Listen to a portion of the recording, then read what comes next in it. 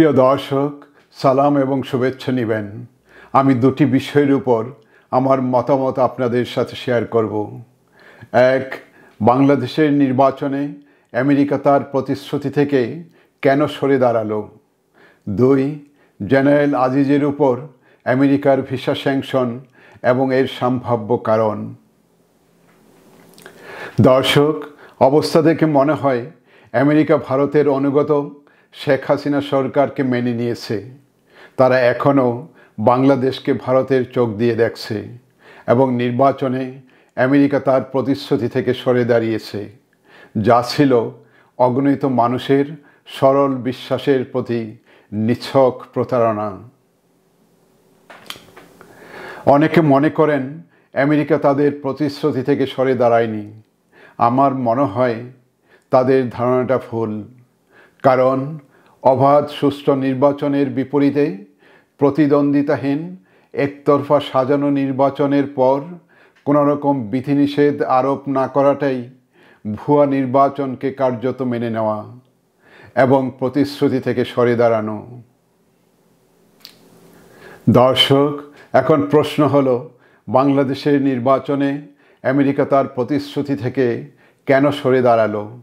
আমার মনে হয় এর কারণ হলো আমেরিকা চীন বিরোধী জোটে শক্তিশালী ভারতকে দেখতে চায়।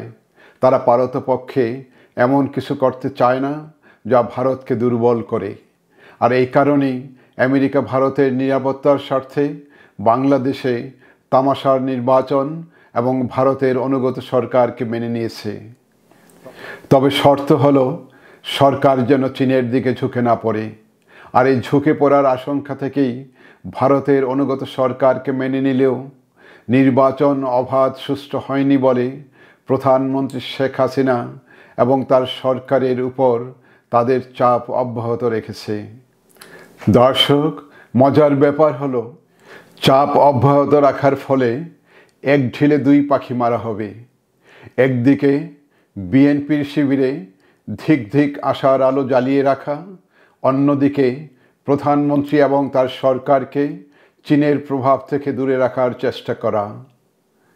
আমার মনে হয় একটি অনির্দিষ্টকালের জন্য অগ্রহণযোগ্য নির্বাচন এবং মানবাধিকারের বিভিন্ন ইস্যু নিয়ে শেখ হাসিনা সরকারের উপর আমেরিকার এই চাপ অব্যাহত থাকবে। দর্শক, তবে চাপ যতই আসুক, প্রধানমন্ত্রী এবং তার সরকারের চীনের সাথে সম্পর্ক রক্ষা করা অনেকটা অপরিহার্য। প্রাক্তন বিদেশমন্ত্রী আব্দুল মোমেন একসময় বলেছিলেন, না চাইতেই চীন টাকার ঝুড়ি নিয়ে হাজির হয়। শুধুমাত্র অর্থনৈতিক কারণ ও রোহিঙ্গা ইস্যু সমাধানের জন্যই নয়, রাষ্ট্র পরিচালনায় ভারসাম্য রক্ষা করার ভাবমূর্তি সৃষ্টির কাজেও চীনের সাথে সম্পর্ক প্রয়োজন। এছাড়া শেখ হাসিনা সরকারকে চীনের সমর্থনও ধরে রাখতে হবে। তা না হলে চীন তার জন্য গুরুত্বপূর্ণ বাংলাদেশে নতুন মিত্রের খোঁজে যোগাযোগ শুরু করে দিতে পারে। দর্শক, এই তো কিছুদিন আগে দুর্নীতির অভিযোগে জেনারেল আজিজের উপর আমেরিকা ভিসা স্যাংশন আরোপ করেছে, যা বাংলাদেশের মানুষকে নতুন করে বিভ্রান্ত করতে পারে। আমার মনে হয় এই স্যাংশনের সম্ভাব্য লক্ষ্য হতে পারে দুটি।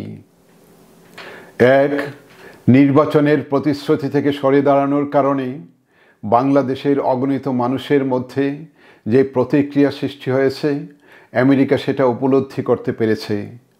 তারা এখন তাদের ভাবমূর্তি কিছুটা হলেও উদ্ধারের চেষ্টা করছে।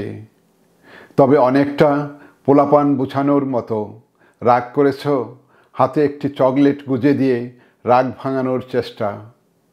চালেও তারা ভুল করে ফেলেছে। তারা এমন একজন মানুষকে বেছে নিয়েছে যার গত ভুয়া নির্বাচনে তেমন কোনো ভূমিকাই ছিল না। দুই, দুর্নীতির কারণে ভিসা স্যাংশন দিয়ে আমেরিকা প্রধানমন্ত্রী শেখ হাসিনা এবং তার সরকারকে সাহায্য করার চেষ্টা করছে। স্যাংশনের কারণে ক্ষমতাসীন সরকার কিছুটা হলেও স্বস্তি পাবে।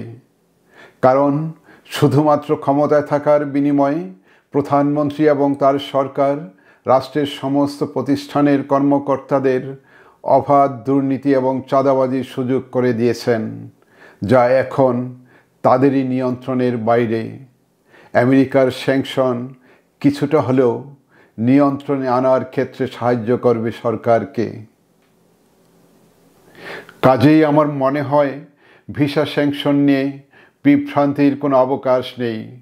যারা শুধুমাত্র ক্ষমতায় থাকার জন্য দুর্নীতি এবং দুর্নীতিবাজদের প্রমোট করেছে, তাদের অক্ষত রেখে দুর্নীতির বিরুদ্ধে ভিসা স্যাংশন সমস্যার মূল কারণ কি আড়াল করা। সবশেষে এখন দেখার বিষয় ভারতের অনুগত হাসিনা সরকার কিভাবে আমেরিকার চাপকে ইগনোর করে এবং চীনের সাথে ঘনিষ্ঠতা রক্ষা করে, অথবা চীনের সহযোগিতা ছাড়া কিভাবে ক্ষমতাসীন সরকার ক্ষমতাকে ধরে রাখে। প্রতিশ্রুতি ভঙ্গ করে আমেরিকার আজকের এই ভিন্ন অবস্থান স্বাধীনতা, গণতন্ত্র এবং মানবাধিকার প্রতিষ্ঠার লড়াইকে আরও জটিল করে তুলবে। তবে বিরোধী রাজনৈতিক শক্তির নেতৃত্বে জনগণের ঐক্যবদ্ধ আন্দোলনের মুখে কোনো শক্তি টিকে থাকতে পারে না। এটাই ইতিহাসের শিক্ষা। জনগণের বিজয় অবশ্যম্ভাবী। সবাইকে ধন্যবাদ।